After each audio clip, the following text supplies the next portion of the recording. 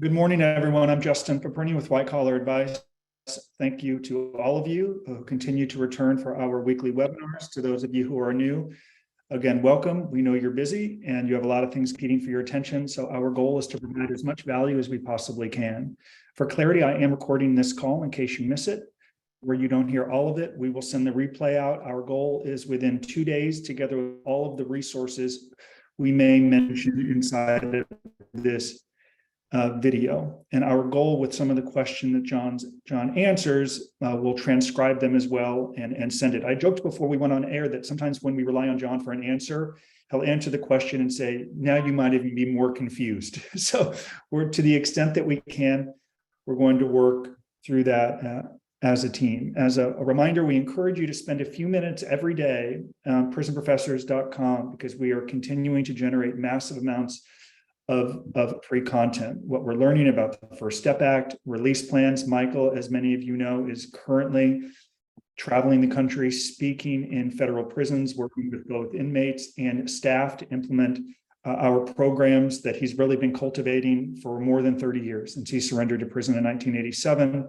So it's a privilege to share this work with hopes that it helps that it helps all of you as you go through this really difficult experience. We do have our friend and colleague, Jon Gustin, back today for the third time. Jon worked for the Bureau of Prisons for 24 years. For 20 years, helped run reentry centers and halfway houses, and he's a wealth of information.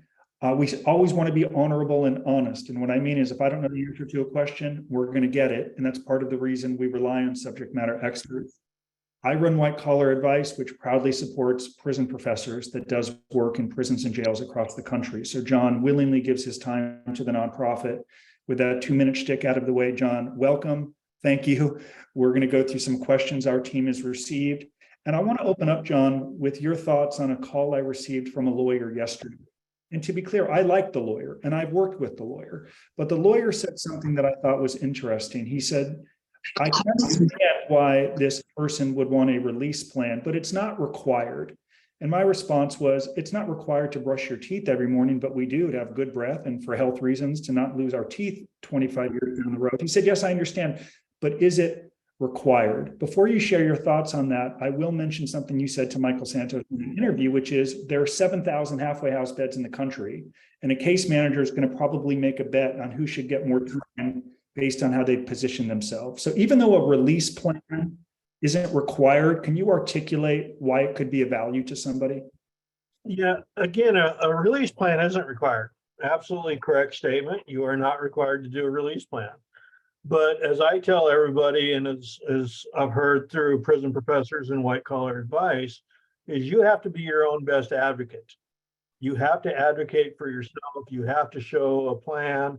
You have to be able to articulate why you believe that you need more time in the community and how you're going to use that time productively. If you don't, then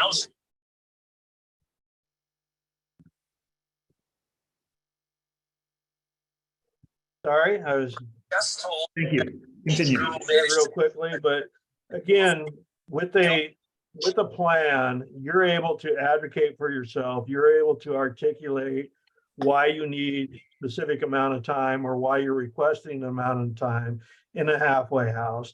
And without that plan, all you're going off of is a hope and a prayer that the Bureau of Prisons believes you need the same amount of time that you think you need.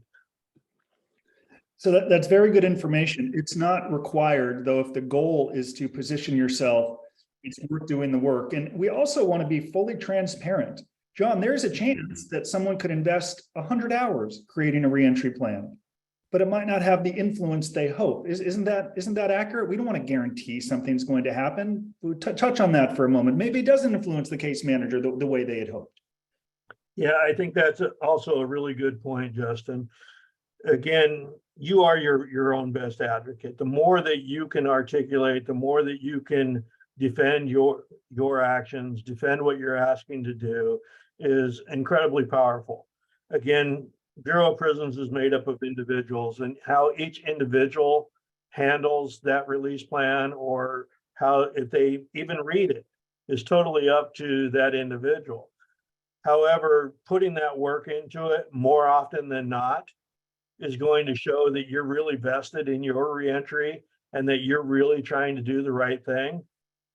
And again, more often than not, individuals are really going to take that to heart and use that in making that determination on whether or not you need that time in either a halfway house or on home confinement.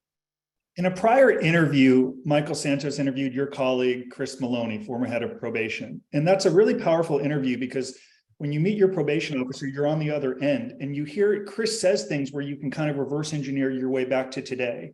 So John, in that interview, he mentioned one of the first things a probation officer will do is look at the probation report. And what's in that report? The government's version of events, perhaps your plea agreement, you might not have prepared properly for that interview, and it might not have a narrative that you agree with.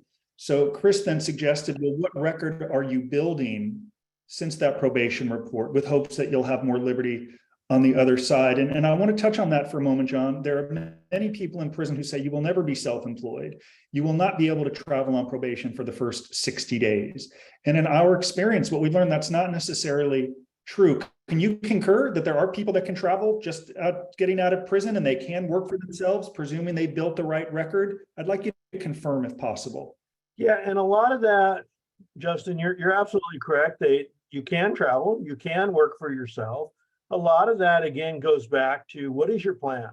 And, if you're going to go work for yourself, was that employment, was it part of your criminal activities? If so, you're not going to be approved to do it.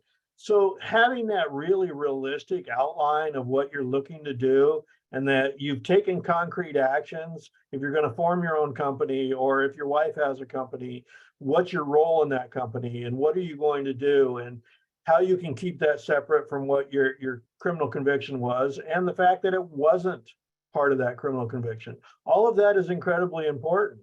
And, as Justin said, the pre-sentence report is incredibly important to individuals when they're looking at your history and all of that. But the pre-sentence report is written by a probation officer who's interpreting what you're telling them and, putting a probation officer's outlook on that report. It is not your story told by you. And that's incredibly important. I tell people all the time when you go to be interviewed by law enforcement or you're getting, when law enforcement is writing that statement for you, there's nuances to that statement that may or may not be what you actually intended. Very good information. I now want to transition into some questions because we only have you till 11 o'clock Pacific. Several people on this call are older than 60 years old, and many of them have questions about the elderly offender program and what exactly that means. Someone specifically asked, once I hit the eligibility date of 2/3 of my sentence, am I automatically processed out or do I need to apply? What would that process look like in trying to influence a case manager now that under the law I could be eligible to? It doesn't take time off your sentence, but it can send you to home confinement. If you could touch on that for a moment. Okay, there is not an application process per se for an individual who meets the requirements under the Elderly Offender Pilot Program to be placed in the community under that program. However, it's incumbent upon you, it's incumbent upon the individual to make sure that their case manager knows that this is something that they're interested in. A case manager's workload and everything that's going on is very, very busy. And there's automatic prompts for a case manager when you're eligible under 3621 for halfway houses. There's automatic prompts that say, hey, during this team, you got to consider for halfway house placement. There are not automatic prompts under the 2/3 rule and over 60 and the other eligibility criteria for the elderly offender program. So it's incumbent upon you to really let your case manager know that, hey, I believe I'm eligible for this program. Is there something we can talk about and you can put me in for? Thank you. Let's talk about the ending of the CARES Act for a moment. Some people are concerned that it's ending because it could lead them to staying in prison a little bit longer.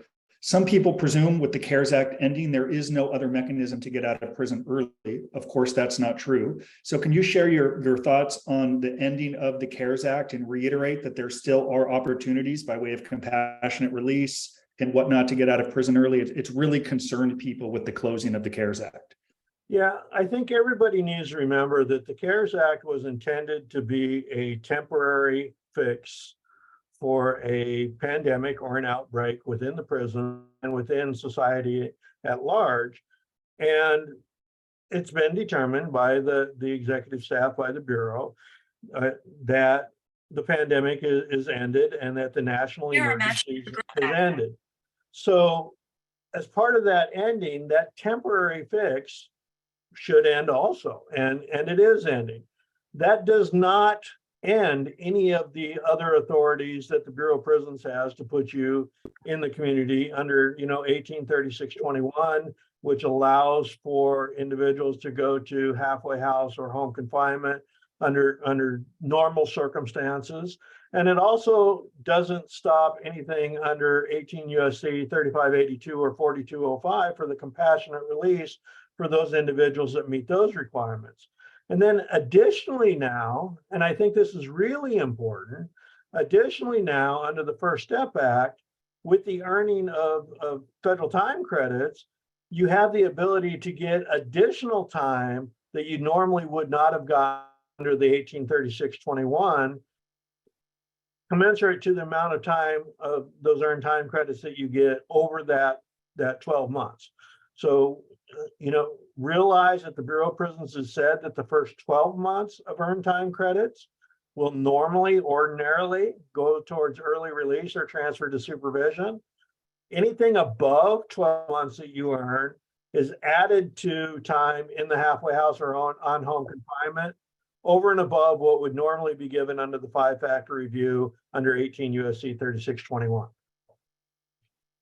Thank you. Well, that was helpful. Thank you. We're going to have to go through that about 6 more times to get all of it, but that's why we're going to send this webinar replay out to all of you. By the way, if you have questions, add them. Our team will respond. I want to ask about compassionate release for a moment. Someone in our community suggested, there's 2 parts. One, suggested there's no way they think the judge would approve the compassionate release. Is it something the warden can approve, or is it only a sentence, only the court?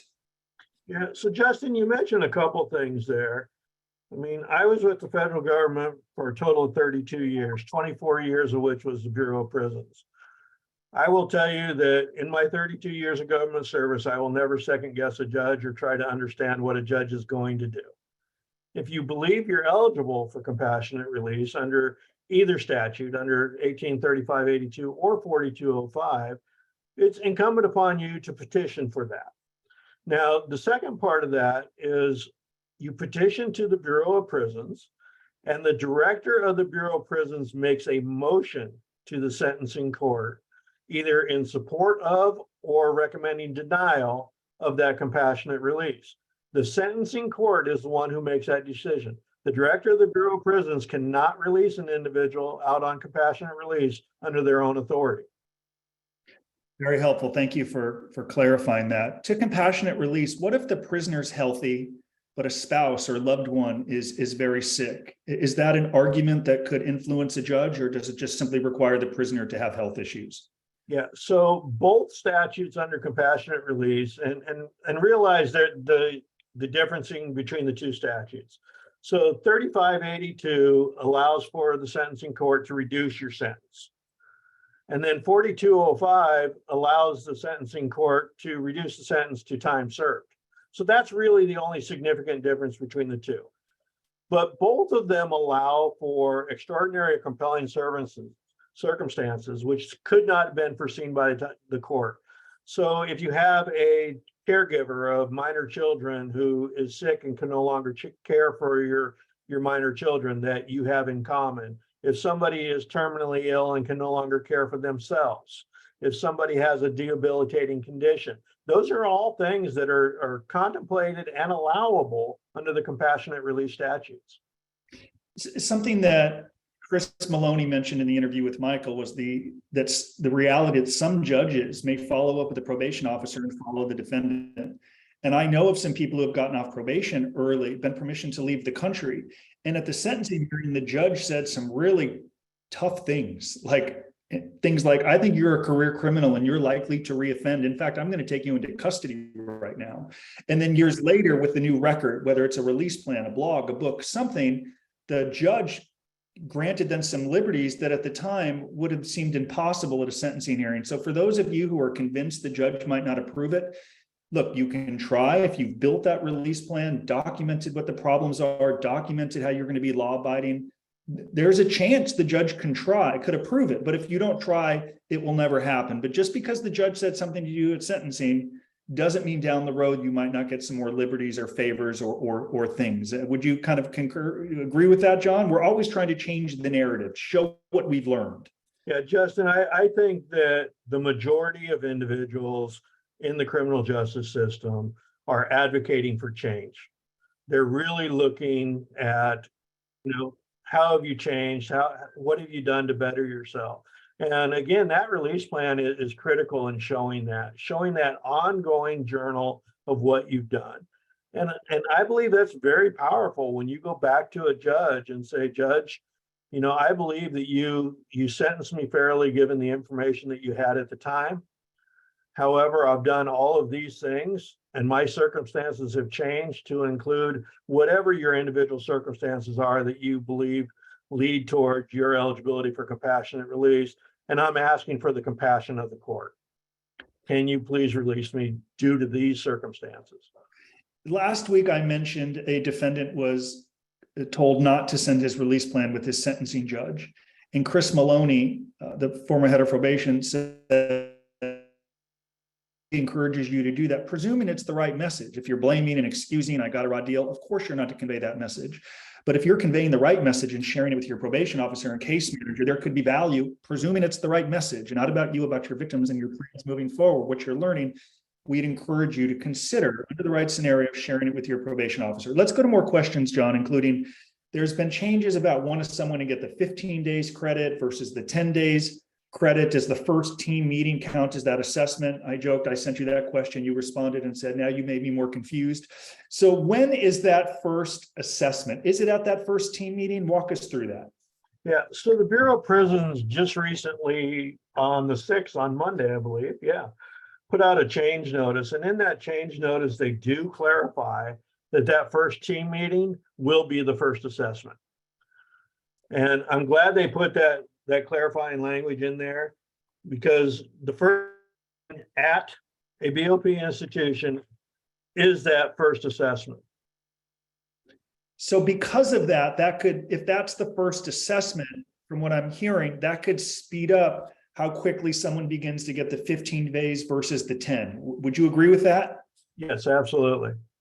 Okay. So is it probably then around maybe the 6th or 7th month, presuming all is going well, that a prisoner, inmate or prisoner can begin to get the 15 days a month? Correct. Right at about that 6 month, 6 to 7 months. And that's slightly different. Everyone in our community, as early as last week, we received messages from people in our community from Coleman and Montgomery who were saying it's not going to be until the 12th or 13th month. Yet with this change Jon mentioned on the 6th, that's good news for all of you because it speeds up when you can begin to get that 15 days. So I think that's a good development as this first step that continues to get implemented. Okay, let's transition to some other questions, Jon, people have about halfway houses. Some halfway houses, unfortunately, how do I say it? They ain't the best. And some are concerned about their health and safety of going to a halfway house.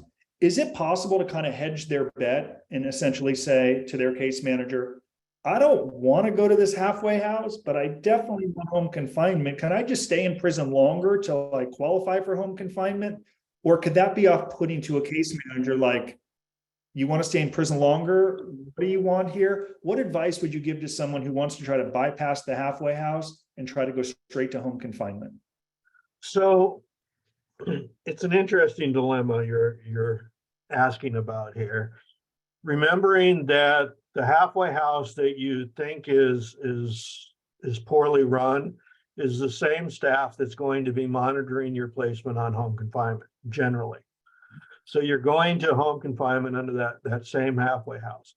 The other thing that you have to be very cognizant of is if a case manager is going through and making a recommendation for placement in a halfway house prior to home confinement, and you tell them, no, I don't want to go to the halfway house, it could be construed as you're refusing a program.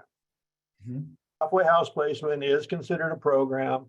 Now, again, with appropriate justification, not everybody needs a halfway house, and we all understand that. If you have appropriate justification, appropriate support system, that's the way you justify that you don't need to go to a halfway house. I'm 70 years old. I'm not going to be working. I have, my wife's going to support me. My significant other is going to support me. I'd like to go directly on home confinement. Will you support that? And that just needs to be an upfront, frank discussion with your case manager prior to them doing all the work to put you in for a halfway house and everything else. So as early on as you want to make that determination. Now, I would tell you, and I am the first one to agree that different halfway houses have different levels of professionalism. We have some really, really good programs out there, and then we have some that aren't really, really good. It's still ordinarily better than sitting in a prison. You're in the community, do your own time. And I tell this to people all the time. You can go to the worst halfway house in the nation and still get yourself a job, start reestablishing ties with your family, start reintegrating into your family life, all of those things that you can't do when you're in prison. So, you can make it as positive of an experience as you want to. What if the halfway house, I was fortunate, the halfway house in Hollywood was about 30 minutes from where I lived in Studio City and only about an hour from where I worked in Calabasas. But some people are going to halfway houses that could be 2, 3, or 4 hours away. If that's the case, will they still send them to a halfway house that would be 4 hours away? And I presume then they would want to line up a job closer to the halfway house because they're not going to let you go 4 hours back and forth to work. So what advice would you give to people who are going to a halfway house that could be 3 or 4 hours from their home? Yeah, so generally, again, if you're going to a halfway house, and there's quite a few areas of the country that, they're not going to be geographically situated at the exact same time where you're living. But you're still going to be closer to your family. You're still going to be closer to that area. And there's a lot of jobs and employment that's transferable. If you go start working for Amazon, may have a warehouse in right next to the halfway house, but most likely they have something closer to your home also. So when you're working for, Amazon, McDonald's, if you want to, these areas that have multiple locations, let them know up front that, hey, I'm going to be at this facility for the next 6 months to a year. At the end of that time, I'd really like to transfer my employment closer to my house. Okay, so these are things we want all of you to, consider if you're going to a halfway house and one that's further away from your home. I'm going to transition to some of the comments we have here in chat, but I would like to touch for a moment on the value of having a job lined up in the halfway house, because that could get you to home confinement a little bit quicker, I think, if you're working. So what jobs have you seen the halfway house approve, and would you agree that it's probably a good idea to not just have one job lined up, but several jobs that you could present to your case manager? Yeah, I mean, obtaining employment and obtaining good employment is one of the most significant things that you can do in your reentry plan. I mean, having employment is one of the largest indicators of reduction of recidivism there is nationwide. Every study shows that. So when you put the work in up front and you say, I've contacted this employer, and this employer, they're all willing to accept me, you're going to see increased freedoms from day one at the halfway house, because now you've got a job. You don't have to go out and search, and you don't have to go out and all these other things. You've got something already lined up. So you're going to see this accelerated path. Justin said, as soon as you're eligible, you're most likely going to go out on home confinement. As soon as you're eligible for weekend passes and that type of stuff, you're going to see those, because you're already showing that it's your desire to be very productive during this phase. I'll share with many of you, when you have a job in the halfway house, they're checking in with your employer. And I know too many people who are like, I don't need to look for a job. My buddy's going to hire me. And then they come home from prison and this said buddy is like, dude, they're calling me 6 times a day. They're walking through my office. This isn't comfortable for me. I love you, but I can't do this. And I want you to consider the fact they are going to call. One time with my job, my boss didn't call back quickly enough, and the halfway house said, if he takes this long to call back, your job is gone. So it makes sense then to have several jobs lined up in case one falls through, nurture, build it into the release plan, and document it. It's essential. I'm going to get to some more of these questions, Jon, but I want you to touch on problems in the halfway house. Sometimes people presume it's a furlough to the halfway house. It is a quasi-freedom. You are still confined. And at times people make decisions that can lead them back to jail. So can you just stress the importance of avoiding problems in the halfway house and the consequences that can follow getting written up? Yeah, and you touched on, Justin, one of the most important things. So it's a furlough transfer from wherever prison you're sitting in to whatever halfway house you're going to. The very first time you're experiencing freedom in the community, you know, you're going to get on a bus, you're going to have a family member pick you up, transport you to the halfway house. In 90% of the time, the unit team is giving you a direct path from that institution directly to the halfway house. If you deviate from that path, it's considered an escape. Mm-hmm. And, you know, a lot of times people will get to the halfway house and they were supposed to arrive by 1:30 and they're not there till 4 or 5. That's automatically an escape, and you're automatically going to receive incident reports and sanctioning for that. Now, some people will say, well, the bus broke down. Well, they're going to call the bus company and find out. They're going to verify that. So the very first thing you got to do is make sure you get to the halfway house when you're supposed to be there and on time. And then really start realizing that the more freedom you're going to get is based on your level of compliance, quite frankly, your attitude, how you're doing. So realize that you're still incarcerated while you're at the halfway house. You still have to follow the rules, but within those rules, you're going to get a lot of freedom. So work within those rules, be pleasant, be respectful to everybody you deal with, and you're going to see that you're not going to experience a lot of problems. You are going to be subject to random urinalysis tests. You are going to be subject to random breathalyzer tests. Most of the people who are failed and returned back to prison are for drugs or alcohol. I can tell you in the last month, Scott and I received calls from people, their husband was caught using a vape pen, medical cannabis, taking a gummy before bed. Might be legal in the state. You're still confined. If you can't do that in prison, you can't do it in the halfway house. Okay. And the consequence is you're not going back to the minimum security camp. If you have a few months left on your sentence, they're going to pick you up and they're going to send you back to the detention center, where many of you have never served time because it's always been inside of the cushy minimum security camp. We need you to consider these things as you're transitioning. People are asking, can you have a car in the halfway house?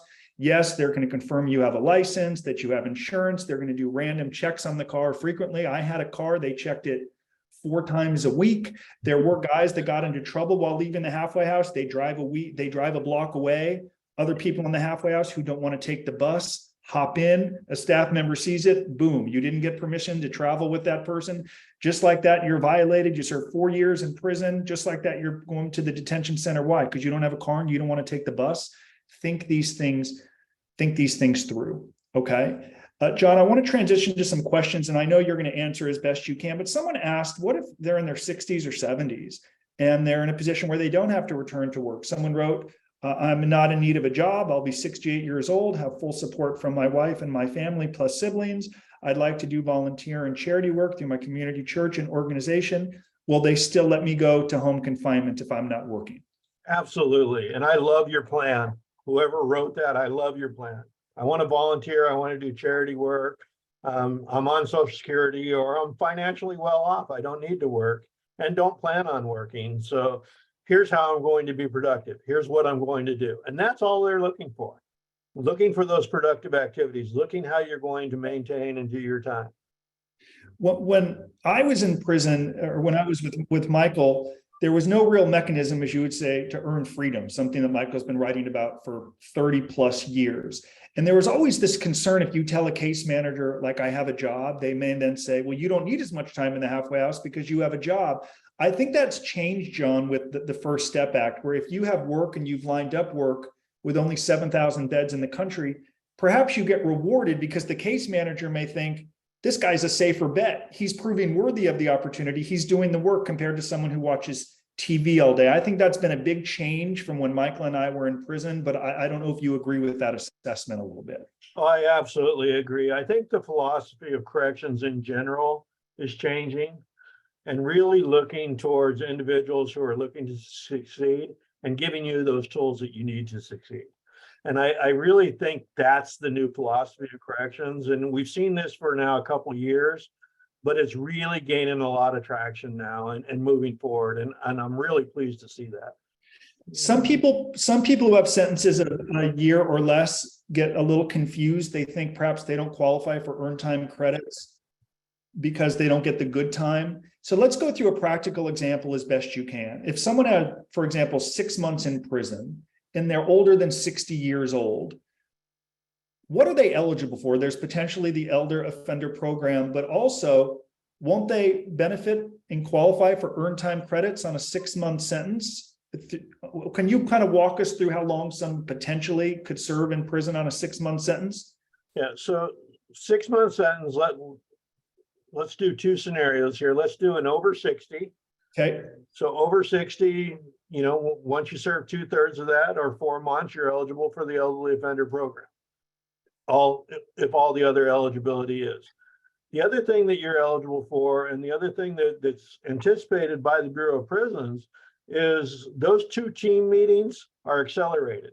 So you're still going to have your initial intake, and then normally within 30 to 60 days, you're going to have your second. So you now had the 2 assessments, and let's use the 60 days. So then you would still have 4 months left on your sentence, to which you could earn 15 days. So you're looking at 30 days of earned time credits there. So there still is, and then you're also looking at the 1836-21, the 5-factor review for placement in a halfway house. So conceivably at 2 months or 3 months, you could be transferred back out to the halfway house. That's good news. Thank you for sharing that. I want to go through one more potential calculation because there's someone on this call who's in our community whose family was very devastated at the 40-month sentence. And they didn't fully understand earned time credits, good time, even the drug program.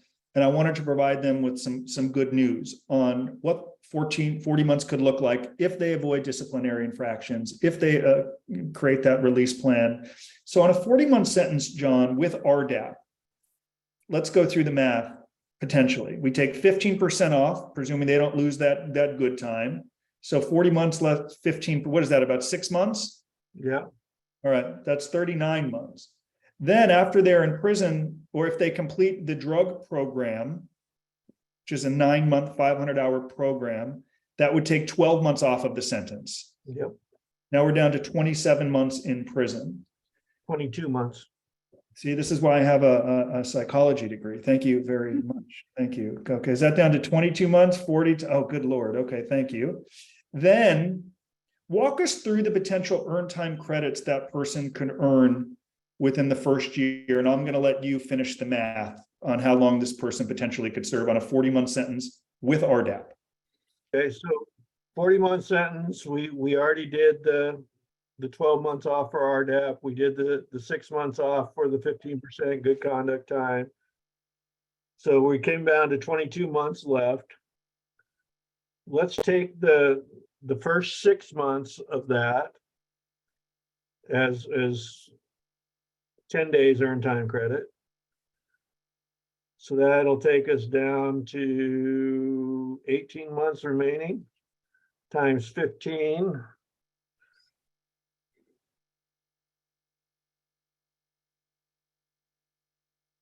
So conceivably you could do just over a year.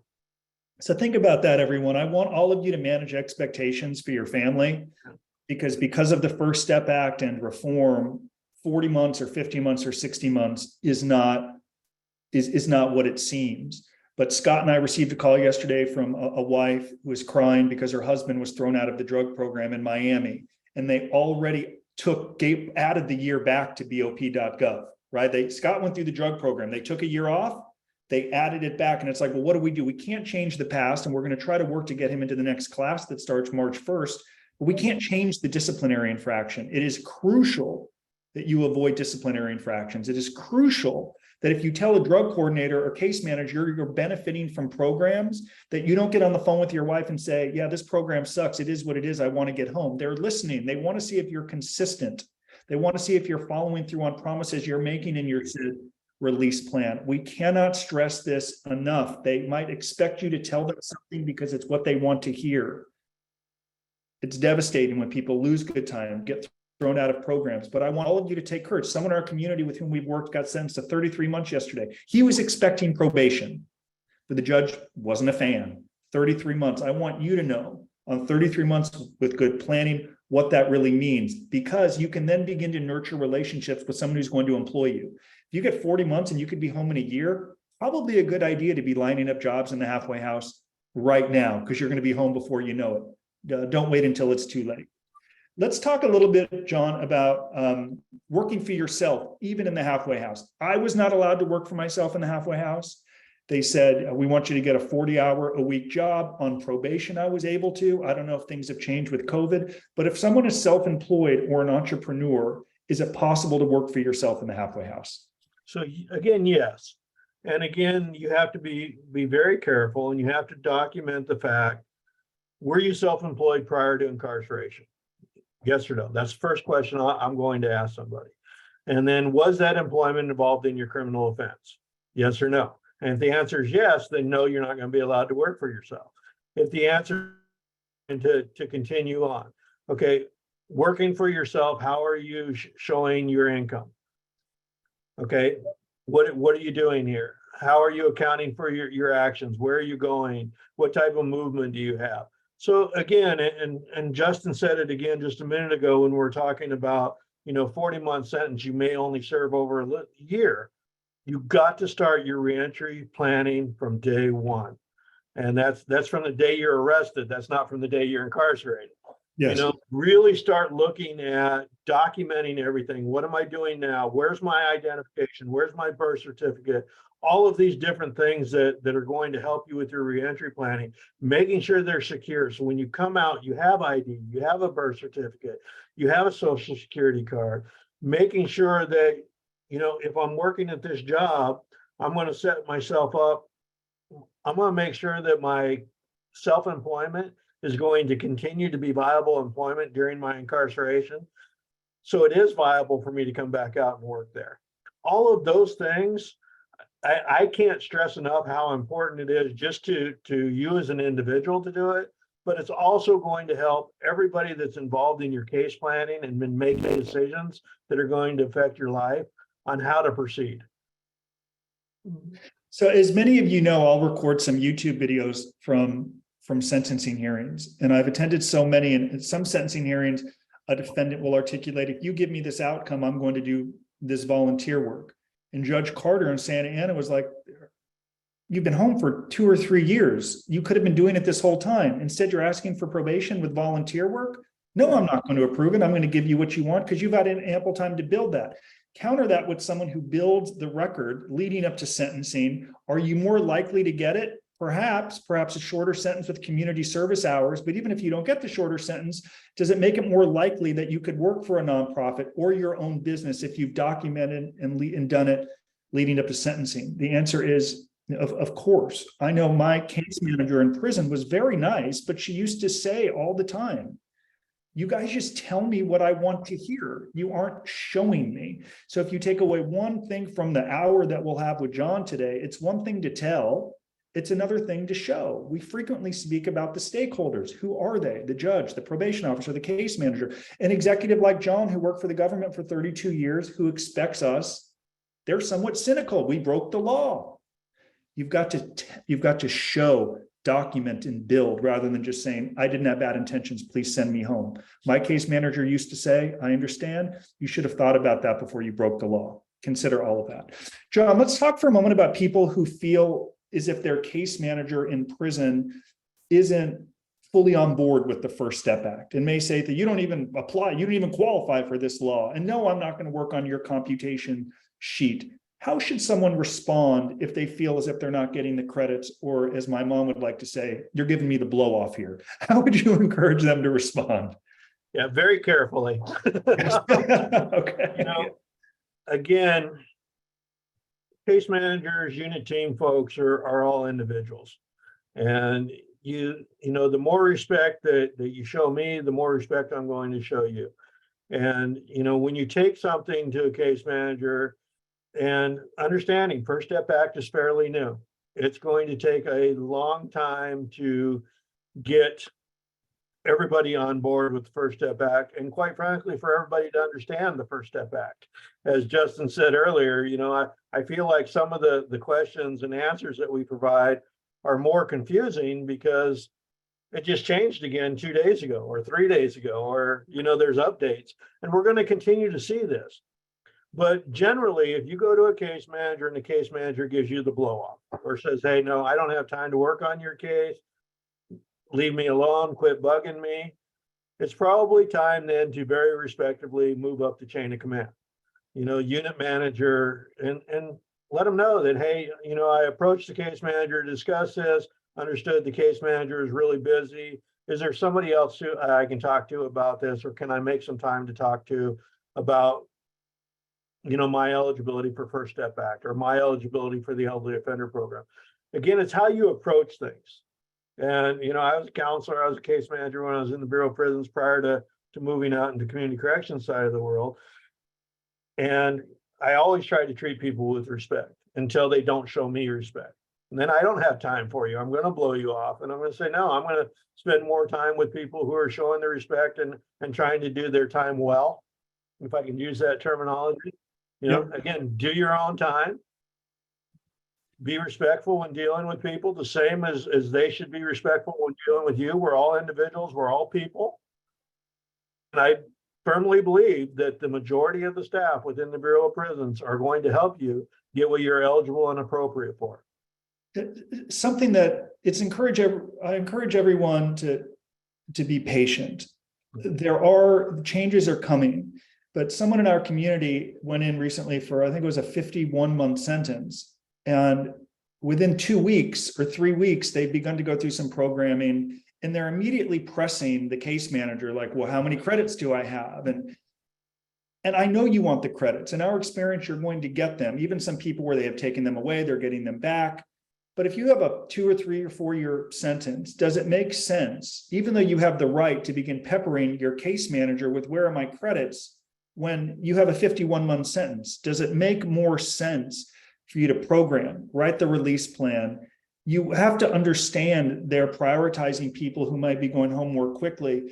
Jon, can you just touch on that for a moment, that it is, you want to be patient a little bit and understand. That's why we go through some of the math here on how long you could serve. Even on a 40-month sentence, if you're out in a year, you don't within 3 weeks begin badgering your case manager every single day.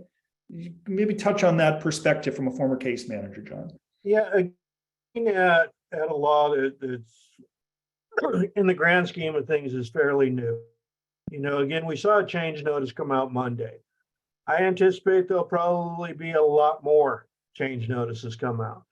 You're also looking and you're seeing, you know, at the beginning of last month, the beginning of January, you're starting to see the earned time credits calculations be automatically calculated and automatically added. So you're going to see more automation and more of this happen. You know, the Bureau of Prisons is this huge organization that is governed by a lot of different things, and they have a lot of different variables when they're dealing with implementing the new policies or new laws. They have to get things approved by Congress. They have to get it approved by the Department of Justice. They have to get it approved internally and with their union and their bargaining unit. All of those different things have to happen, and it all takes time.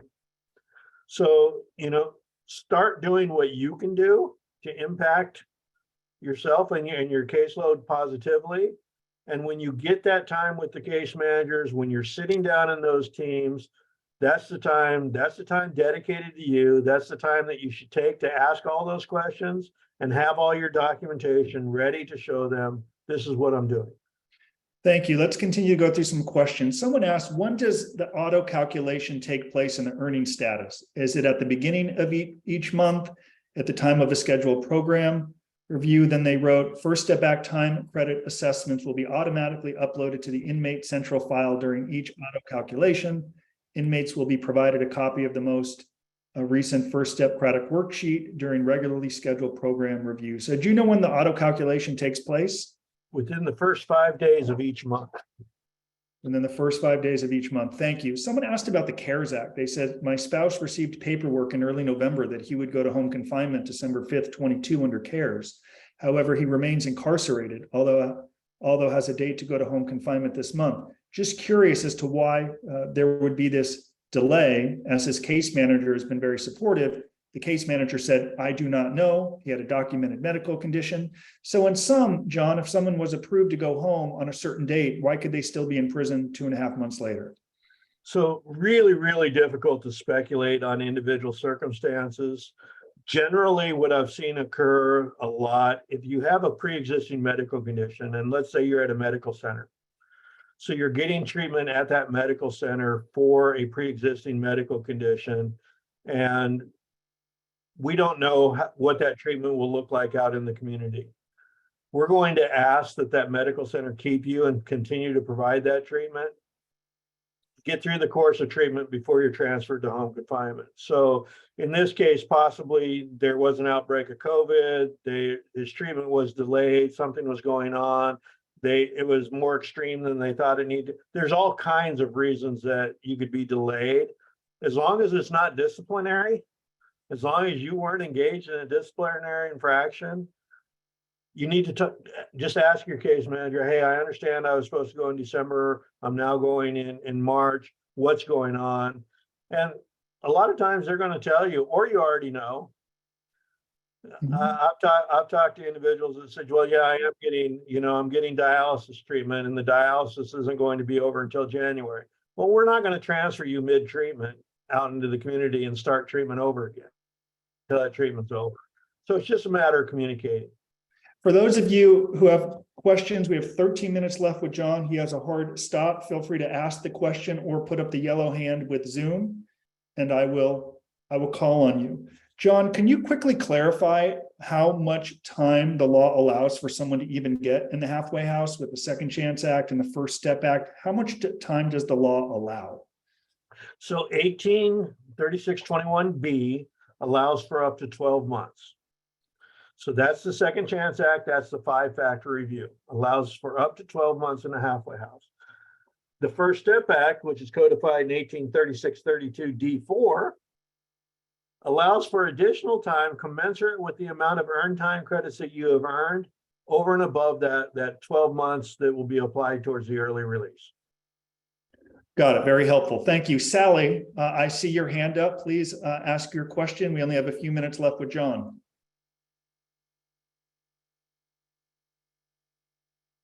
If not, we'll keep going. Sally, are you there? I saw your hand up. Okay, that's okay.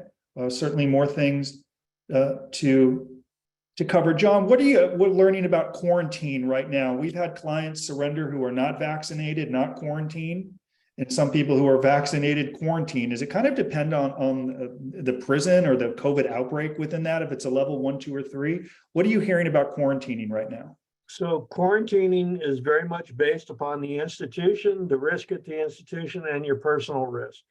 So do you come there with any signs or symptoms upon the intake? Are you showing signs of COVID? If so, you're probably going to be quarantined, at least initially.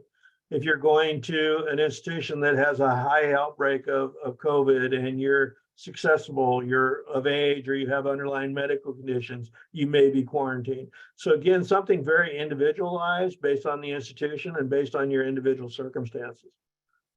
Okay, someone mentioned, and we discussed this a few minutes ago, but I think it's worth reiterating. Someone wrote, not all case managers and unit managers are on board.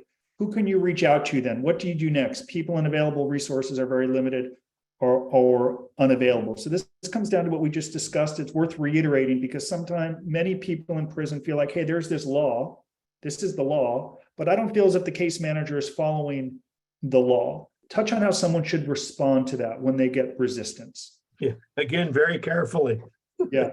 You have to be, again, you're dealing with individuals, and, we all react differently to adversity. If you tell me I'm violating the law, I'm probably going to put my back against a wall and have a great discussion or argument with you. So it's how do you approach it? And a really good approach is, as I was reading and researching this, I see that this is allowable under the First Step Act or allowable under the policy. Am I interpreting this correctly? And most case managers are pretty hard pressed to tell you, well, no, I don't read it that same way. And again, if you're getting that pushback, respectfully go up the chain of command. You have the unit manager who all the case managers work for the unit manager. You have the case management coordinator. You have the associate warden or the warden when they're doing rounds. But again, respectful, be very careful how you approach. And again, it's not, Justin, you're violating the law. I'm eligible for a First Step Act. I should already be out on home confinement. Why ain't I? It's, Justin, this is what I'm seeing. It appears that I'm eligible for this. Is there anything that I can do to, advance this or move this forward? Or am I interpreting it incorrectly? So that's important. I mean, I remember when Michael in prison would tell me when RDAP was passed and like how big a deal it was. He was in prison at the time, and now it took some time for administrators to reflect that new law and put it to work. It's no different with the First Step Act. Kyle, I see you walking around with your hand up. Kyle Cole. Kyle, if you can hear me, we have 9 minutes left with Jon. Kyle, do you want to ask your question for Jon? He was going to the bathroom, I think. And now we see him back with his purple shirt on. Talk to us, Kyle. 9 minutes. You're muted, Kyle. Kyle, you want to ask? I've asked to unmute yourself. We got a good flow going today. Let's keep it going. Let's keep it going. Okay, we'll come back to Kyle. DB, I see that you have a question. If you want to unmute yourself, DB, we'll then come back to Kyle. Sure. Good morning. Good afternoon, rather, over here. My question is, taking it back to the, I guess, FSA and halfway house interaction between both. My FSA was not updated because the eligibility went from eligible to ineligible due to this glitch. I've reached out to Central. I've reached out to Regional. They indicated that I'm talking to the halfway house case manager, and that the halfway house case manager is be advocating. Is there any truth to that? And then, what advice can you give? Yeah, so every halfway house out there, and halfway houses are, when we think that the prisons are going to take, time to get on everything, all the processes ironed out, the halfway houses are going to be even more because, the halfway houses are run by individual contractors. But every halfway house out there has a residential reentry management office who has the oversight for that halfway house. And their names and numbers have to be posted in every halfway house. Call the RRM office, call the residential reentry manager, the BOP staff member who's responsible for the oversight of that halfway house, and ask your questions of that individual. Thank you very much for that. Kyle, to you, 7 minutes left. Jon, first of all, thank you for, all the things that you're doing, and Jon, you too. I'm 64. I'm reporting on Valentine's Day next week for 1 year and a day. I'm reporting to a Fort Worth medical facility. Was in a car wreck, had multiple operations. But my question is how early can I begin to start filing the work for home confinement? I do the 5-step qualifying, own my own home, I have my own money, I live by myself, I pay for expensive diabetic drugs. How soon should I start that process? So remember, under the elderly offender program, which is going to give you the most time on home confinement, it's 2/3 of your sentence. So basically, you've got to do 2/3 of your sentence before you're eligible for that program. So under a year, you've got to do approximately 9 months. So about the 6-month mark, you want to start asking about, hey, I'm eligible for the elderly offender home pilot program. Would you consider me and place me on this? Gotcha. Yeah. Thank you. Thank you. Let's come to, I see Kath, you have a question, K-A-T-H? Good afternoon. Yes, I have a question. Can you hear me okay? Yes, we can. What's the question? Perfect. My son is currently not allowed to have access to email or internet due to his offense. His career, because it was an online offense, his career is in IT, computer science, and he's would like to return to do computer science by having his own business with computer science. Would they not allow him to have access to internet after his release, or how would that work, John? So he needs to find a new career field. Most likely, he will not be allowed to access computers or the internet.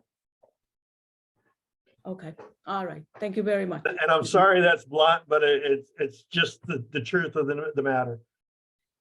Thank Now, you. he is going to get, he's in school, enrolled in school, and he's doing a business degree. Would he be able to do something else with a business degree then? Yeah, most likely, but he's not going to be allowed to access computers or the internet. I think if there's one thing you've taken in the 3 webinars we've done with Jon, it's got to be documented. He's got to lay out a plan. In that release plan, share it with anyone who's willing to get vested in his network. His chances are higher if he's got a plan that shows his skill set. He's got to write it and document it. Just a few minutes left. Let's go to Sally Jung for your question. Let's try to keep it brief. There's a few questions left and we only have 4 minutes left. Sally, what's your question? Please unmute yourself. Yes, hi. I'm going to a facility without RDAP, and I think that I qualify. It's documented. So I was wondering, how do I get to a facility with RDAP, and how quickly should I do that? Try to get there, and how would I do that? So when you get to the designated institution and you say it doesn't have RDAP, during your first unit team meeting, express an interest in attending RDAP, and they will let you know that either yes, they agree that you're eligible for RDAP, and when they'll refer you for that program. I understand, I just talked to the Bureau Drug Coordinator yesterday, actually, and she said the waiting list for RDAP right now is fairly short. They are doing some restructuring of RDAP, but the waiting list is fairly short. So if you're eligible, they'll get you transferred fairly quickly. And there's also no guarantee that you would be successful, but if the judge recommended RDAP and it's in the PSR, you could try to request a redesignation. Again, no likely that you'll be successful. That's happened with people in our community they go to, that lawyer asks for Lompoc, the judge will then re-recommend Sheridan, which has the drug program. So you could try to influence it before you go in. A few minutes left. Sarah Baker, then I'm going to come to Mike. Sarah Baker, what's your question, please? Please unmute yourself. Yes, I have a quick question. I have an 18-month sentence. I heard something about when you have 12 months to go, you can possibly get home confinement, but is that not the issue anymore since CARES Act is ending? Right. So home confinement is limited by statute to 10% or 6 months, whichever is less, plus any earned time credits that you may earn. Because the First Step Act allows for extra time over and above that 10% 6 months, but generally it's limited to that 10% 6 months. Okay. And on 18-month sentence, you cannot do the RDAP program. Is that correct? That's correct. That's Okay. correct. Thank you. I will tell you, Sarah, we have had people in our community go through RDAP, not get the time off. They really benefited from it. And in some cases, the warden rewarded them with more halfway house time because they really showed their commitment to getting help. It wasn't just, I'm doing this to get the time off. If it'll help you, do it. And there are myriad benefits to it. Let's go to just a couple of minutes left here. Michael, what's your question? A quick comment I'll make, as we say in law school, and get to Please quickly. get to the chase. I'm a 61-year-old retired surgeon. I'm fit last year of law school, and my question to you is that when I had pure probation and I had to go to Coleman first before I could go to, that was my prison, Residential Reentry Center, and I would tell these prisons, I was in Low in North Florida, and I would tell them, if you're 57, 58-year-old, to finish their sentence out in prison, because there's so many rules. Most of these guys are going to be retired in halfway house instead of just going from prison. That's the set of rules right into supervised release. So that's the first question. Do you recommend that for older men? I'm 60. I'm going to be 61 years old. I'm done with everything. I'm off paper. And also, what is meant by public law when the probation officer has you, whether you're on probation or supervised release? Yeah. So I would never make a recommendation if you're eligible for halfway house or home confinement that you should stay in prison. I would never make that recommendation to anybody. So the second part of your question, public law is a condition where you're on supervision under a United States probation office, that the judge orders you into a halfway house as a condition of that supervision. You are not in Bureau of Prisons custody. You are under the supervision of United States Probation Office. Okay, and also one last quick comment is that I'm taking all my electives now. I try to do as much as I can in criminal law. These professors, and it's a well-known university, accredited university law school, they're still dissecting the First Step Act law. So if you want to, people want to say the Bureau of Prisons behind, so are the lawyers in academia. Oh, absolutely. Thank you. It's 11 o'clock. We're going to do our final question. I see, and all I see is iPhone. That's the name here, iPhone. I've asked you to lower your hand, iPhone. Please ask your question, our final one for the day with Jon. No, we've lost you. That's a wrap. Okay. That is a wrap then. So here we are, everyone. I think we've gotten through all of the questions. As a reminder, if we didn't answer the question, we have a copy of every question. We're going to make a note of it. We will bring Jon back in the future because, as he mentioned about 14 minutes ago, there will be more interpretations and changes to the First Step Act, and we're going to continue to cover them. So Jon, on behalf of Michael and me and our team at Prison Professors, the nonprofit, thank you for continuing to give your time and energy and expertise to our community. We're eternally grateful, and we look forward to having you come back in the future. We need you. Thank you again. Thank you, Justin.